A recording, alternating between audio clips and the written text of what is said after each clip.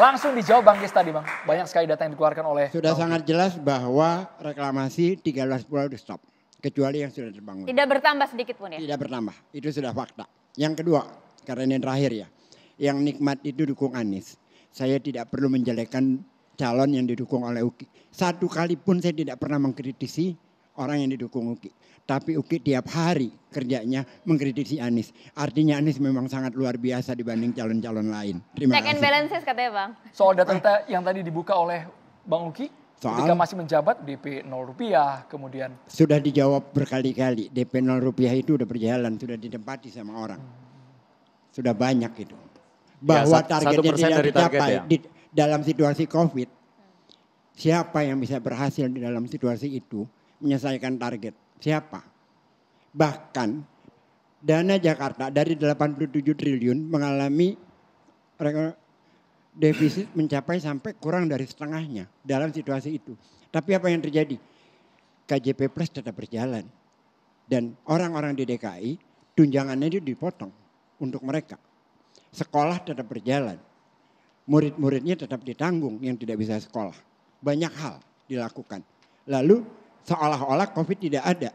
Ini tidak mencapai target. Ya enggak lah. 300 ribu lebih itu ada bagian-bagiannya. Ada bagian BUMN, ada bagian pemerintah pusat. Ada dalam rancangan itu semua. Berapa yang ditargetkan oleh Pemprov DKI. Dan itu terlaksana. Memang tidak sesuai. Karena situasinya tidak memungkinkan. Banyak hal. Saya bangun Masjid Apung di Ancol nggak jadi. Anggaran yang habis kok untuk membiayai bagaimana supaya itu tetap bisa hidup. Situasinya pada saat itu tidak memungkinkan. Tapi apa yang kita lakukan? Tidak ada satupun karyawan kita PHK. Tidak ada satupun. Untuk apa? Menjaga manusianya. Banyak situasi saat itu. Saya yakin di Pak Jokowi juga sama. Banyak program yang tidak bisa jalan. Situasinya tidak memungkinkan. Oke. Saya kira itu. Ya, apa yang saya salut dari pendukung Pak Anies itu adalah mereka punya ekspektasi terlalu rendah sama orang yang didukung. Jadi begini, dari awal saya pernah mengatakan bahwa Pak Anies itu gagal ya dalam menanggulangi kemiskinan di DKI. Kemudian disebut-sebut, ini karena COVID. Sama seperti yang Bang Geis bilang tadi, karena COVID. Ya masa cuma 1% realisasinya dari target. Itu yang pertama. Yang soal kemiskinan misalnya dibilang, ini karena COVID. Yang jadi masalah adalah begini, yang ngadepin COVID itu bukan cuma DKI, Bang Geis ya. Masalahnya daerah lain itu sudah pulih, sehingga rata-rata nasional itu juga sudah mendekati level sebelum COVID. Gitu. Ini saya catat ya, sebelum COVID DKI Jakarta itu angka kemiskinannya 3,7% ya. Kemudian karena COVID, itu 2019 ya. Kemudian karena COVID 2020 dia naik menjadi 4,7% ya. Kemudian angka tersebut nggak turun-turun. Nggak turun-turun ya paling turun tik. Sekarang masih 4,61%. Saya bandingkan logika kita ya, untuk membangun logika yang baik saya bandingkan dengan Jawa Tengah misalnya. Jawa Tengah itu sebelum COVID angka kemiskinannya 10,58% ya.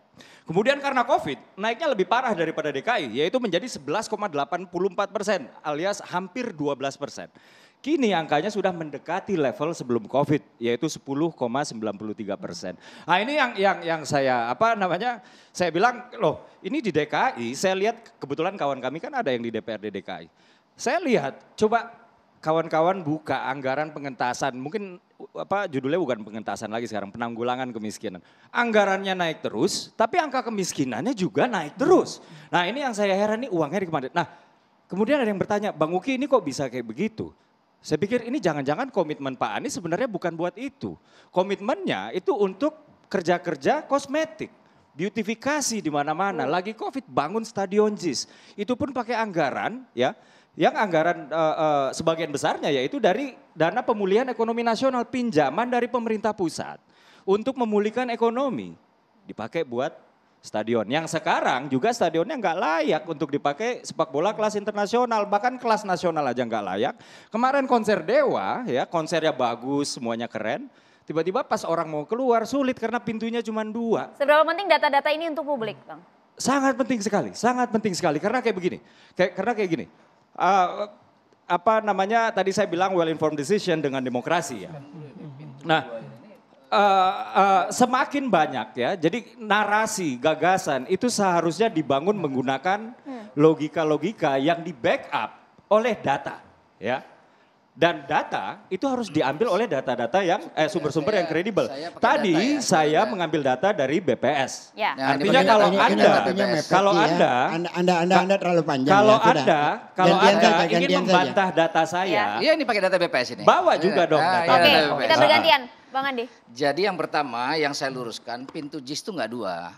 Jadi problem JIS kemarin itu bukan soal pintu keluarnya, itu persoalan public transportasi, orang keluar aksesnya jauh. Jadi jangan dibilang pintunya dua, itu menyesatkan publik itu satu. Udah itu tidak dua pintunya. Ya akses Ya, itu juga menjadi keluhan. Jadi kayak begini. Ini Ah, giliran Bang Andi infrastruktur. boleh? Bang, Ya, ya. kita Nah, berikan oke, Bang ya. terlebih dahulu. Bang Oki, Nah, satu terus persatu kita kemudian- uraikan Bang ya. Kemudian soal BPS, ya ini BPS juga yang ngomong.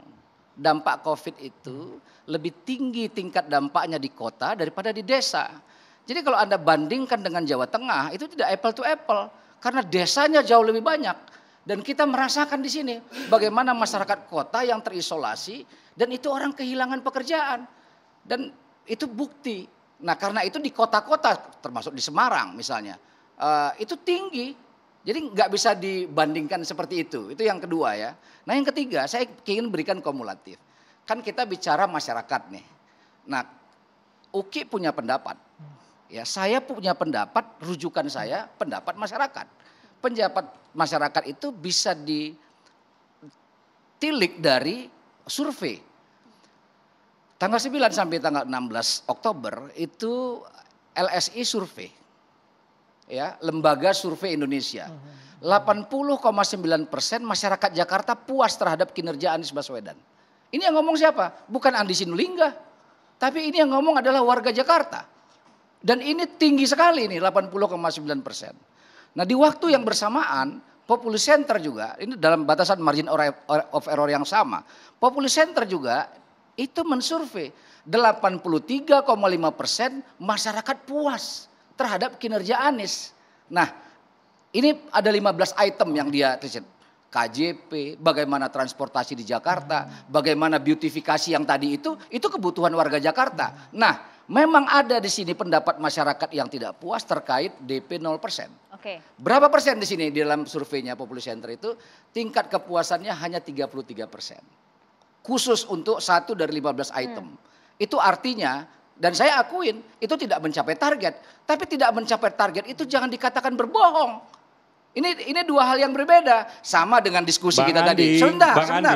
Saya sebut berbohong karena katanya di awal kalau itu tidak untuk mencapai orang miskin. target, kalau Anda bilang tidak. Jadi saya bukan, bilang dia bukan. sudah bohong, gagal. Loh. Kenapa dia bohong? Karena di awal Nah, ini- dibilang ini- untuk orang miskin. Sebentar. Bang Oki ditahan. Gagal. Kita ke Bang Iya, Andi ditunda maksudnya secara singkat saya saja. bisa. Bang Andi, Bang Andi Jangan, singkat saja. maksudnya gini. Saya jangan- perlu Poinnya boleh melurusin. langsung poin. Iya, tidak Gini, mencapai gini, target. gini. Sebentar, Saya punya Bang Gis. fakta UKI berbohong. Nah, Saya punya fakta UKI Kita tidak berbohong. menyerang personal ya Bang ya. enggak. Jadi gini. Bang Andi silakan Enggak, dihabiskan. Selesaikan dulu, Dihabiskan. boleh kita Biar berikan Bang Andi ke Bang dihabiskan. Andi dulu. pulang nggak? Kita ke Bang Andi dulu, bergantian ya Bang. Enggak. Kalau kita mengatakan tidak mencapai target itu berbohong, maka tuduhan itu bisa kemana-mana. Termasuk misalnya target Pak Jokowi selesai 2024 tol dari mulai Lampung sampai dengan ke Aceh. Tapi kita tidak kepingin mengatakan Pak Jokowi berbohong, tidak mencapai target. Sama dengan dialog tadi itu misalnya. Problem reklamasi Jakarta bukan bertambah 1 inci atau 1 meter. Itu problem reklamasi Jakarta, ada 17 pulau yang direklamasi, 4 pulau sudah berjalan, dan 13 pulau di stop. Baik. Dan hanya itu, jadi jangan dari pulau kemudian kita alihkan ke inci dan per meter. Baik, Bang Nah, Deddy itu maksud tanggapannya saya Bang itu. Deddy singkat saja. Bang Deddy. Enggak, saya sederhana aja antara yang diucapkan dengan yang terjadi. Oke. Ya, yang diucapkan itu stop. Stop itu means the whole thing. Itu stop. Tapi kalau kemudian yang sudah dibangun enggak. Come on, kamu anak kecil apa-apa gitu loh. Fakta Kalau janji sudah kampanye ntar seperti dulu itu Bang, kok. gantian udah tadi Ya, ngomong. silakan Bang Deddy. Sabar dong. Kalau saya bilang saya stop, betapa heroiknya ketika cerita. Ya, ketika cerita ini begini reklamasi belah. Stop. Stop mean tidak ada penerusan mau itu 4 pulau atau apa. Stop. Dia stop. Artinya stop itu berhenti. Kita berikan dulu. Berhenti definisinya. Namanya Stop itu stop yang sudah berhenti. berjalan, Loh. itu dilanjutkan, yang 13 di stop. Itu Bang Andi, kalau gitu saya baru tahu definisi stop itu. saya juga baru dengar. Iya. Oke. Kita harus stop segmen ini, Oke, kita harus baik, jeda kalau di gitu catatan kita harus demokrasi stop pemirsa. dulu. Kami akan segera kembali, tetaplah bersama kami.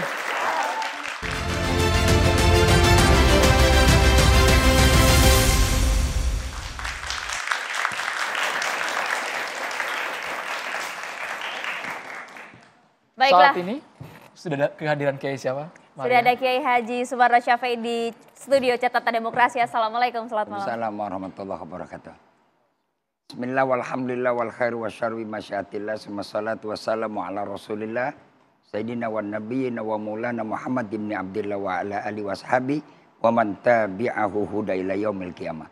Para pemirsa dan para narasumber yang tidak saya sebutkan satu persatu namanya, tidak mengurangi rasa hormat dan cinta saya, para mahasiswa dan mahasiswi kita yang hadir pada kesempatan ini.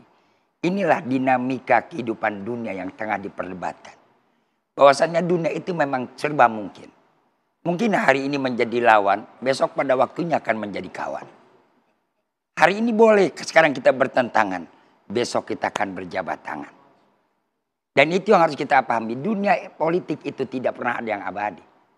Politik itu dinamika, tidak ada kawan yang abadi, dan tidak ada juga musuh yang abadi. Pertentangan hal yang biasa, perdebatan itu di mana-mana. Tapi yang harus kita jaga, yang pertama adalah etika. Jangan menfitnah, jangan menggibah. Mari buka fakta yang nyata. Dan juga bagi kelompok manapun harus kita sadari. Rasul ketika mau menjadi pemimpin siap menghadapi tantangan, ujian dan cobaan cacian dan makian. Tapi Nabi nggak pernah gentar. Nabi tunjukkan justru dengan apa? Akhlakul karimah. Bukan dengan emosional. Seorang pemimpin ketika sudah mereka menunjukkan emosional, itulah kegagalan seorang pemimpin. Dan inilah harus kita pahami kehidupan kita ke depan. Jangan kita terjebak dengan euforia yang terjadi hari ini. Dinamika yang berkembang. Semuanya mengklaim seakan paling benar. Seakan paling sempurna. Seakan paling segala-galanya. Ingat, manusia itu ada keterbatasan dan penuh dengan kekurangan. Semestinya siapapun yang menjadi calon hari ini. Ini baru bakal calon. Belum calon. Tapi ributnya sudah lebih daripada calon besok yang akan menjadi pemilihan. Dan ini luar biasa. Dan saya katakan kita bangga. Hari ini adalah Indonesia sudah mulai dewasa dalam berdemokrasi. Hanya saja kita harus sadari kedewasaan ini pun kita harus juga pegang erat dengan nilai-nilai Pancasila. Yang bersumber dengan agama, jaga nilai kesatuan dan persatuan. Pegang teguh nilai agama. Kemudian mari kita bangun musyawarah. Siapapun besok pemimpinnya, siapapun mereka yang terpilih, wajib kita dukung dan wajib kita hargai. Inilah harapan saya, mudah-mudahan bangsa kita ke depan jauh lebih baik dan jauh lebih maju. Mahasiswa kita besok akan menjadi pemimpin, sadarilah siap Anda akan mendapati ujian dan tantangan. Takut menghadapi ujian, lebih baik mundur ke belakang. Wassalamualaikum warahmatullahi wabarakatuh. Waalaikumsalam warahmatullahi wabarakatuh. Terima kasih banyak Pak Kiai Sumarno, Bang Dede, terima kasih banyak. Kemudian Bang Andre dan juga Bang Deddy Sitorus, terima kasih. Terima kasih Bang Andi, Bang Taksim, Bang Kiai, dan juga berikan tepuk tangan meriah untuk